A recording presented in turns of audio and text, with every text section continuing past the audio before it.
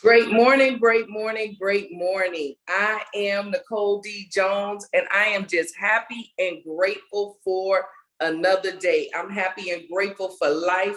I told you I don't take these days, these mornings, these Monday mornings lightly. I don't take them for granted. I'm happy and grateful for you. Meal Prep Monday. What is meal prep? It is not about food. It's about mindset, education, accountability, and lifestyle. I truly believe that if we can get to the place where we understand that the battlefield's in the mind, we can understand, maybe not maybe where the strongholds or where the root of our thinking, our fears, our hesitations, all of this comes from. If we could truly get to a place where we can educate ourselves, if we can get understanding of that, keep accountability around us, our lifestyle will change. Okay, we have the power, the authority, we have dominion, we have territory.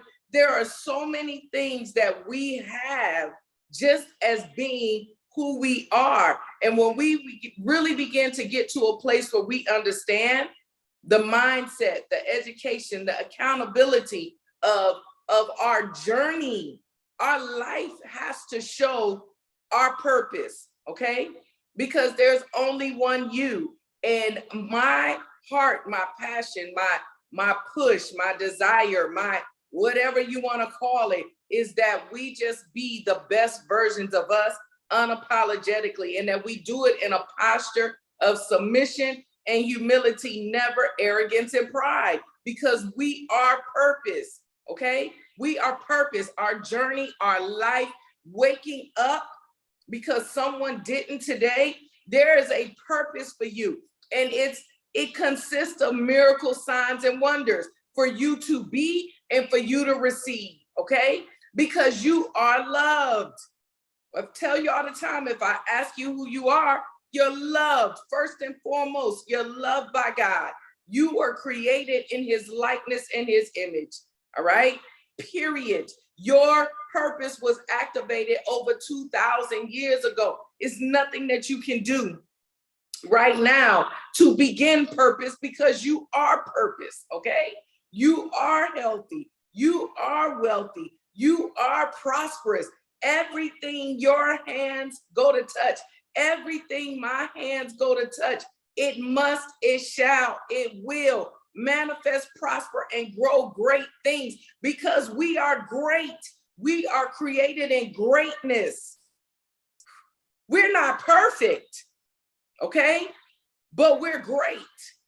We're not perfect, but we're striving for perfection. We make mistakes, but we're learning to repent, to get up, to forgive ourselves, to forgive others. Okay? We're beginning to understand that forgiveness is not for the other person, it is for us. It's for me not to be stuck. It's for me to be able to be the best version of me unapologetically. I can do that without looking to the left or looking to the right, but being intentional to keep my eyes on me, being intentional to be a cheerleader for someone else, being intentional to know that I'm my number one cheerleader, but that there are people who walk this journey with me. Okay? So it's Meal Prep Monday. I do this every Monday morning because, like I said, Mondays are usually the beginning of a work week. It's the beginning of our week. It's the beginning of our grind. It's the, we have to get back into our routine, our posture, if it's school or whatever it is. And a lot of times, Monday mornings are the strongest attacks for me. Monday kind of sets the tone for us, okay? So I come here just wanting to shift your mind a little bit. And this morning, I want you to believe. I want you to be in a season of belief, okay? Faith and belief are two different things, but we've got to begin to believe that we are loved. Listen, if we can believe that we're loved, we will be loved, we will show love, we will look for love, we'll desire love, but we won't desire, be, or look for a tainted love. Okay?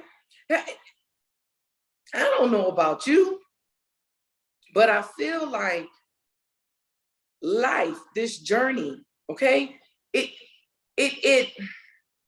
I don't want to say it perverts, because that's such a strong word, but I think we have the wrong thought and the wrong idea of love, because we look at love on a natural level. Okay, we look at love as a give and take exchange tangibly.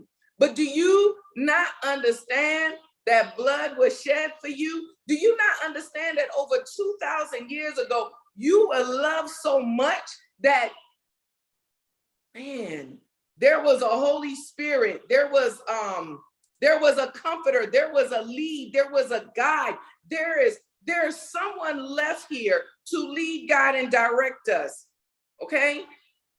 Because our days are great. So when they're not great, when we don't feel great, can we believe that we're great? Can we believe, can we keep an attitude of gratitude? Can we continue to look that our glass is half empty, not half full, even when life happens, even when things happen that we don't like and we don't agree with? Can we believe long enough that this is working together for my good, even when it doesn't feel good, when it doesn't look good, when it doesn't sound good? We've got to learn to believe. We got to have faith to believe. Faith and belief are two different things. We can have faith, okay? We can have faith to speak those things that are not as though they are. We can have faith to write the vision and make it plain. We can have faith to write down these goals because they come from somewhere. But if you don't believe it's going to happen, you won't be consistent, persistent. You won't have the tenacity that you need. You got to believe what it is that you say. You got to believe what it is that you write. Okay? We're in September. We're in the 9th month now.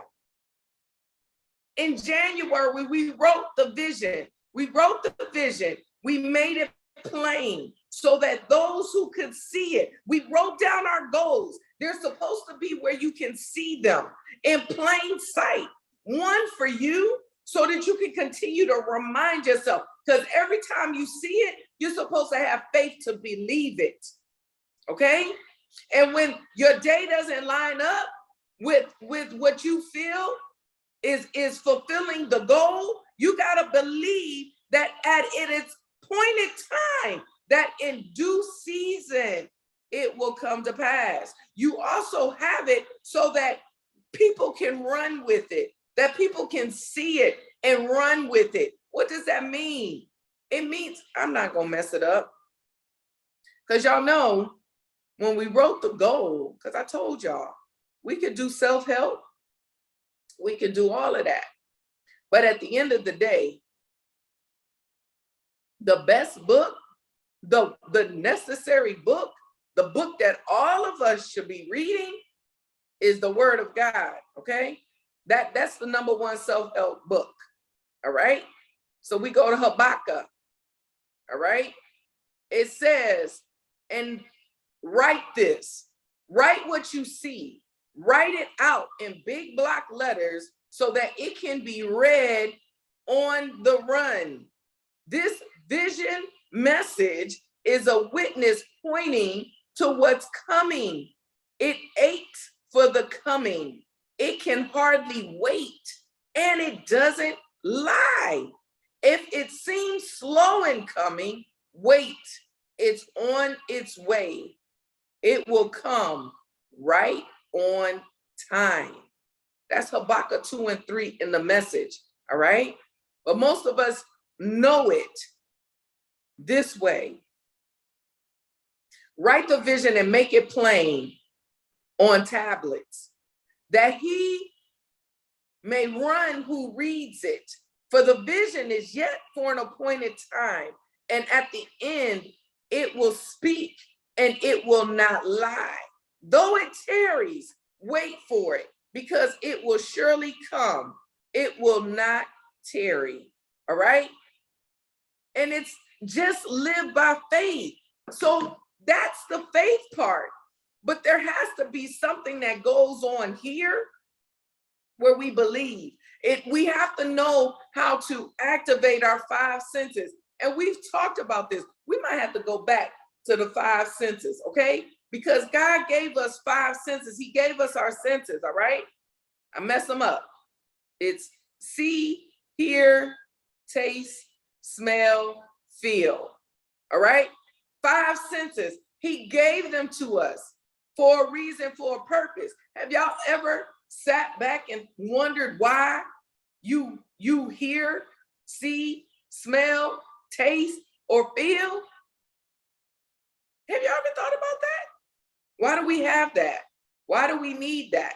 Yes, it's to enjoy food. Yes, it's to enjoy scents. It's to safeguard us. Your senses safeguard us. If you smell something stank, you know to go the other way. All of that. But do you not realize and understand that your senses, it feeds and fills your belief? Okay? That's why when people are in that space of manifestation, they go, and it's not that they're being fake. It's not that they're, stunting for the gram, but they're writing the vision. They're making it plain so that those who see it, that they'll run with it. So they'll go to the Mercedes Benz.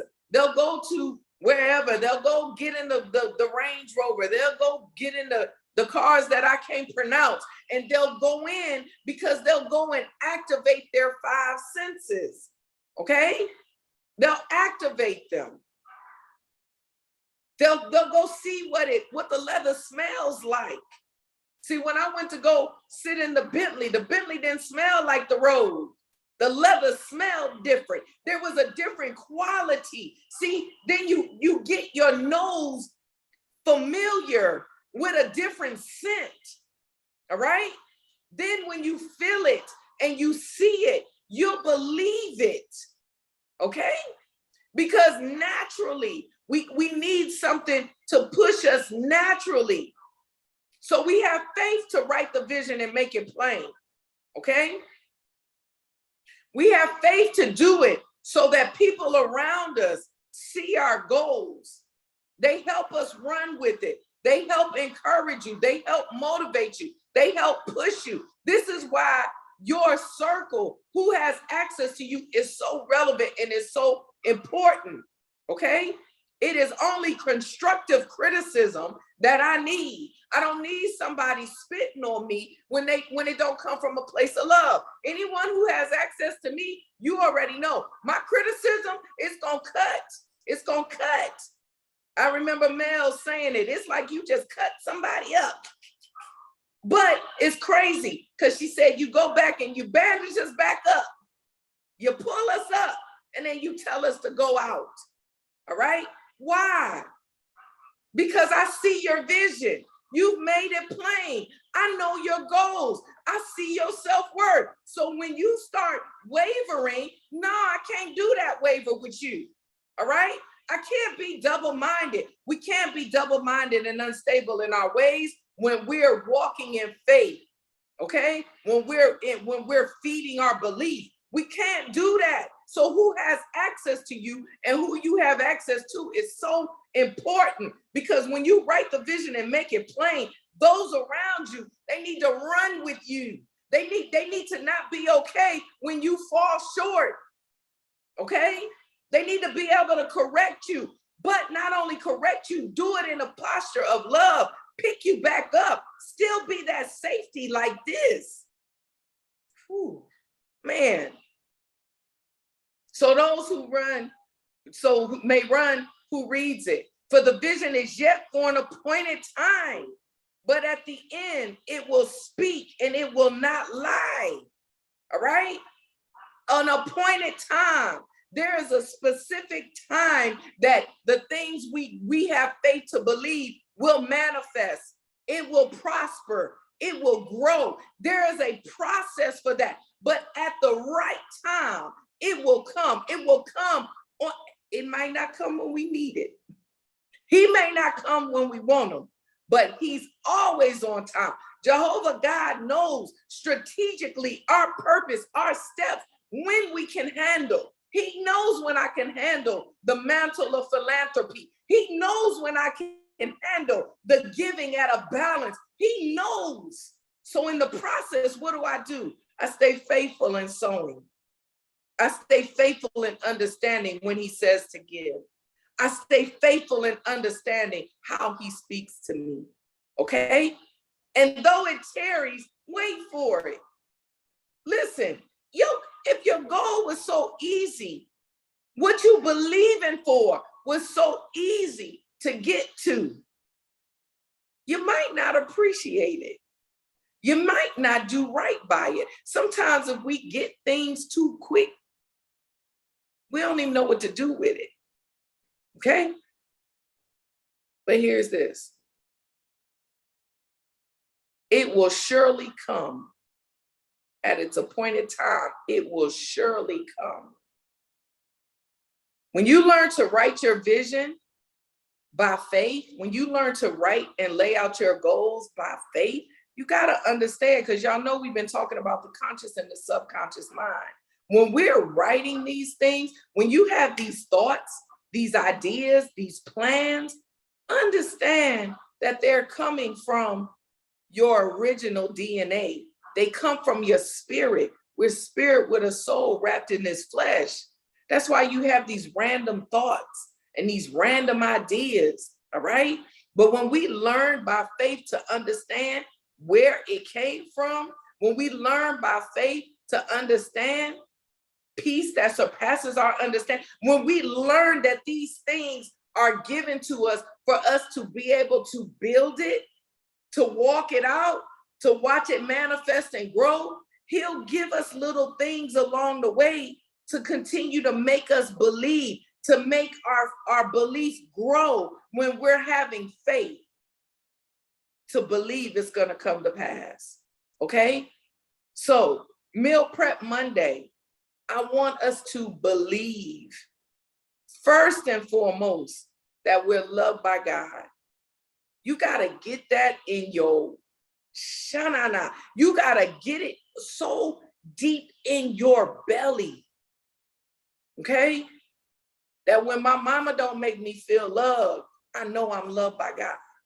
When my kids don't make me feel loved, I know I'm loved by God. When my friends don't make me feel loved, I know I'm loved by God. When my husband don't make me feel loved, I know I'm loved by God. Okay? Why do I say parent, children, spouse, siblings? When my sisters don't make me feel loved, I know I'm loved by God. See, you gotta get to understand that, because here's the deal. We're human. And because we're human, we always fail one another. We always fail one another. This is why I say discipline your expectations. So you're not looking for a specific response, just a response. Okay? We ask things, we do things with this expectation. I fail people all the time because I'm very, when it comes to communication, if you don't say it, I don't know it.